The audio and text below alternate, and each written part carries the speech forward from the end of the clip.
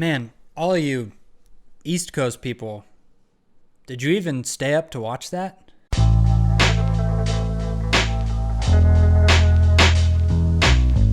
Salt Lake City, number 2. What I said last week about them improving on their bike setups from week to week because the track's going to be pretty similar week by week. Well, last week, why do I keep saying week? It's like 3 days. Sunday and today, Wednesday, were very different from each other. So Sunday got super dry because it was super hot out and it got super slick. Dirtworks did a much better job with keeping moisture in the track. That isn't to say that it wasn't slick, but the fact that there was a mile-long whoop section meant that their bike setups were probably a little different from last week. I keep saying week. From Sunday to today, Wednesday. When the track is slick like it was on Sunday, these guys are going to probably want to run as soft of a setup that they can get away with. Because with Supercross, you need stiff suspension for the jumps and 100% for the whoops. And with having a mile-long whoop section, I'm sure these guys are running a pretty stiff setup because if it was too soft, you could lose a ton of time in the whoops and not be able to gain it everywhere else on the track, like the corners and stuff, where you would be able to gain time with a softer setup. So from here, now they might start improving on their bike setup because I haven't checked the track maps, but I'm guessing there's not a whoop section like this one. And they improved on their mechanics issue, the pit board, the mechanics area issue. No longer are you 20 feet from the track trying to show your rider your pit board. They did a much better job today of just spreading everybody out. Hopefully they can keep doing that. Hopefully they have a long enough mechanics area to do that for the upcoming tracks. Okay, now that that's out of the way, well, not quite. I did want to say that I saw on Carmichael's Instagram that Dirtworks was ripping the track before the triple. That's all that I could see in the picture or video or whatever he put. That was a really good idea. I mean, that part of the track obviously got really rutted, but if they were doing that everywhere, which, I mean, you can't do it everywhere. You can't do it on the jumps, but in some of the corners maybe. When you rip it and then put water where it's ripped and then get rid of the rip marks, that's how you keep moisture in the track.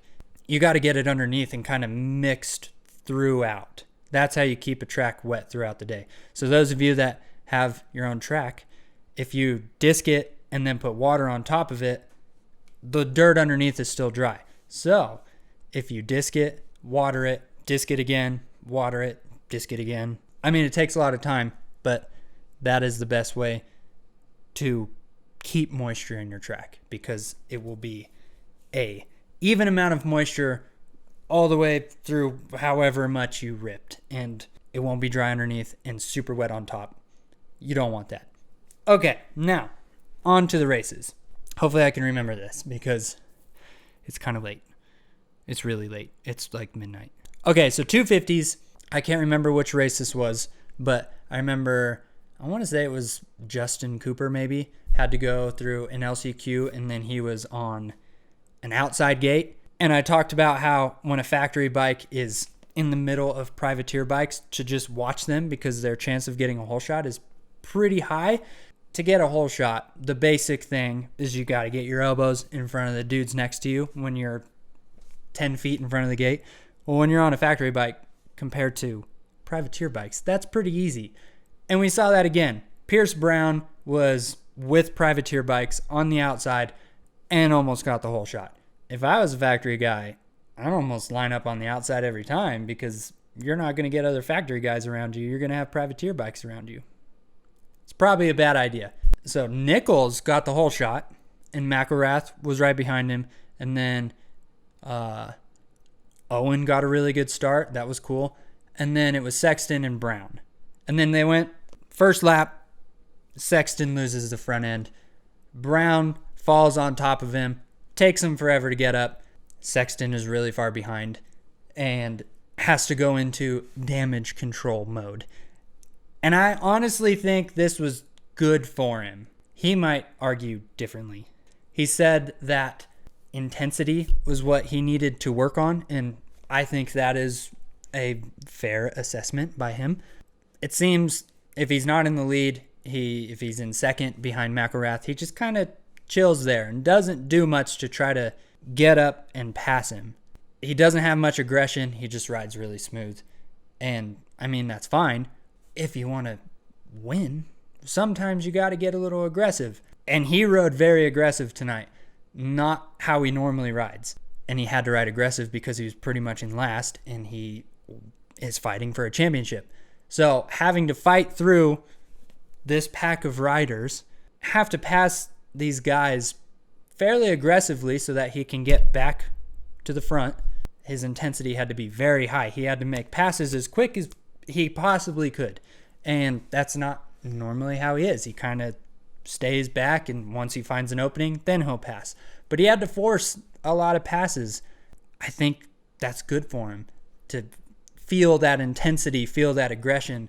He got into, fourth? Pretty dang quickly. That was pretty gnarly, and I thought he was going to be able to catch Martin and at least get into the top three. But I feel when you're in that mind state of aggression, and then you finally pass into a clear track, it's hard to keep that aggression.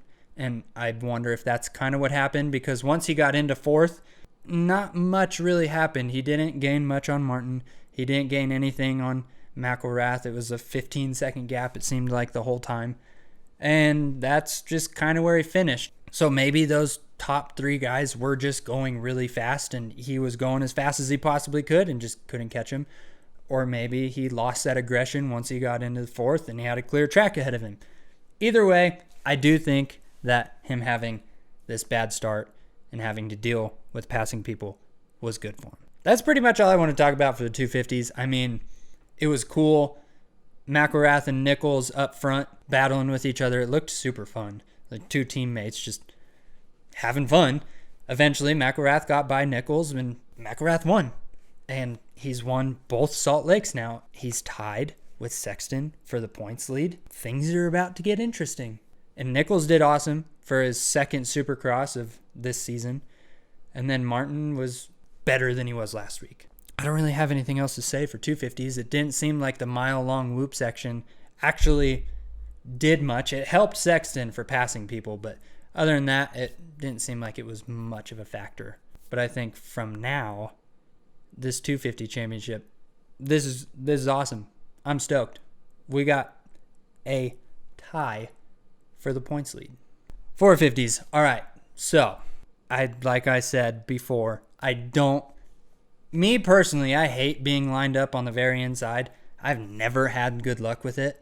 Roczen and Tomac lining up on the very inside didn't seem like that good of an idea to me, and it wasn't, because they were dead last going into the first corner.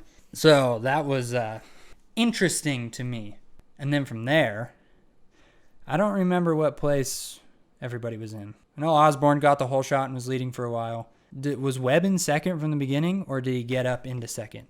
Either way, Tomac and Roczen were very far back and were going through the pack together, which was cool.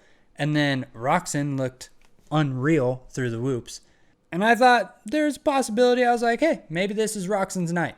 But Tomac was keeping right up with Roczen. And I was like, yeah, he's probably going to do his mid-moto charge and just blow past Roczen. I was hoping that they would battle. I was hoping that wasn't going to happen, because I actually, if I'm being honest, what I would have loved is for Webb to win and Roczen and Tomac to be 6th and 7th, way back, just to get Webb more into this title chase, to have three solid people in it, but that didn't happen. Tomac got by Roczen and then put on his charge, and then Roczen just kind of fell off the pace.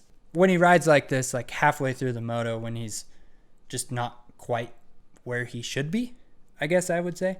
I've always got to wonder if what's going on with just his arm, he almost lost an arm, if that is affecting him physically. I don't see how he could be ever back to 100%. And it seems like that arm, his body's always going to be kind of rejecting it, I would say. I just don't feel like physically he can be ever where he needs to be. And then on races like this, that's what's in my mind. But then he has other races where he's just sick the entire race. And then those questions are out of my mind. So I don't know. I've always felt that Roczen needs a perfect bike setup to just be unreal. And maybe his bike setup just isn't quite where it needs to be yet for Salt Lake. Eventually, maybe on Sunday it will be. Well, Sunday's going to be a mud race, so who knows what's going to happen. I'm sure Barsh is going to win. I'm calling it now. Barsh is going to win. Sunday could make things interesting. His championship could go one way or the other on Sunday. Tomac. Tomac started making his late moto charge. Not late. Halfway through moto charge like he seems to do a lot. And got up to Webb and Osborne. I got to wonder... So Webb seemed to just kind of be hanging behind Osborne for a little bit, not really pressing the issue of actually trying to pass him until Tomac got behind him. And I wonder if he would have pressed that issue a little earlier and got around Osborne, if he could have pulled Osborne along with him. I say that, but him being behind Zach, he could have been pushing Zach to go faster too. So I can't really say either way of what was the better option. He did stay behind him for a while, and I thought, where did he end up passing him? He passed him in the whoops. I thought he was going to end up passing him on that section before they go backwards down the start. It seemed like Webb was the only one that was tripling on to that step on at the end of the moto. I don't remember seeing anybody else do it. And it wasn't like a ton faster, but it was definitely faster. And I thought he was going to be able to triple on and then be close enough to do something in that next corner. That isn't actually what happened. It seemed like Webb was trying to pass him in the corner before, and then he wouldn't be able to triple on. So that's just what I saw. He got around him, though, and then got a little bit of a gap. Tomac got by Osborne. Did he also get him in the whoops? I don't know. I can't remember where he passed him. But Tomac got by Osborne. Then I didn't know what was going to happen. I didn't know if Webb would be able to go fast enough to keep Tomac off of him. He got a little bit of help, but he did. That section before the triple step on, Tomac overjumped the triple into that single into the corner just a little bit and got a little jacked up. I didn't really like that section, the triple single into the corner. I don't think they built it right. I saw a lot of guys doing what Tomac did, and Tomac was doing it a lot, where they would just barely overjump the triple and they would pretty much land into the face of the single and then be all weird going into the corner. I thought it was a little dangerous. I didn't really like it. I'm glad nobody actually crashed on it. But that's kind of what I noticed watching all night, is that one section, I don't think it was built quite right. Either way, everybody was fine, so it's all good. But Tomac made that little mistake, got Webb some breathing room, and then Webb brought it in for the win. How many points is he back? Let's see. Now, 246, 275. So he's 29 points behind Tomac now. How many rounds left are there? There's only 5. So if Webb wins every round from here and Tomac gets second, that's only 15 points. So if Webb wants to be in this championship, he's got to win every single round from here on out, and he's got to get some people in between him and Tomac, that's for sure. What if Tomac got third? What is that, a 5-point difference, I think? I don't need a calculator for this. That'd be 25 points. I just don't see Webb being in this championship anymore. He's going to need some luck. He's going to need to win the mud race on Sunday, and he's going to need Tomac to have a DNF. Because right now this is Tomac's championship to lose. With how Roczen rode tonight and on Sunday, he was fast, but he's not where he should be if he wants to win the championship.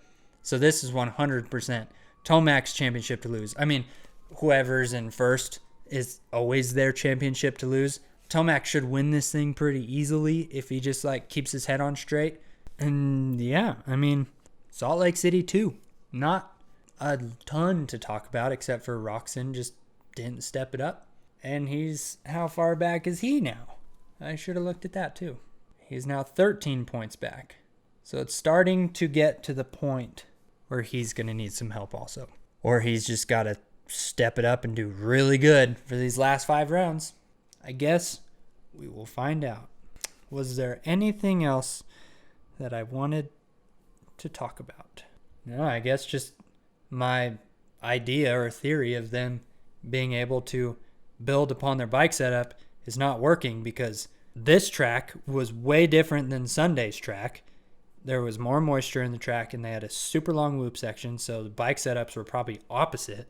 On next Sunday, this upcoming Sunday, it's most likely going to be a mud race, so they're not going to be able to build off of either one of these. And then there's, 4 more? So I guess we'll find out if anybody just finds an awesome bike setup in 2 races in a week from today. Either way, I don't know. I don't think my theory's working. Whoever's idea it was to start at 8 o'clock in Utah, that was dumb. Because I had to record this video at freaking midnight. That sucks. But I'm not going to edit it tonight. I'm going to edit it in the morning. So I hope you guys enjoyed. I guess like and subscribe if you did. I hate saying that. But I hope you enjoyed it. I'll see you when I see you in my next video. Whatever it is. Whether it's a Supercross video or not. I don't know. But I'll see you then. Bye.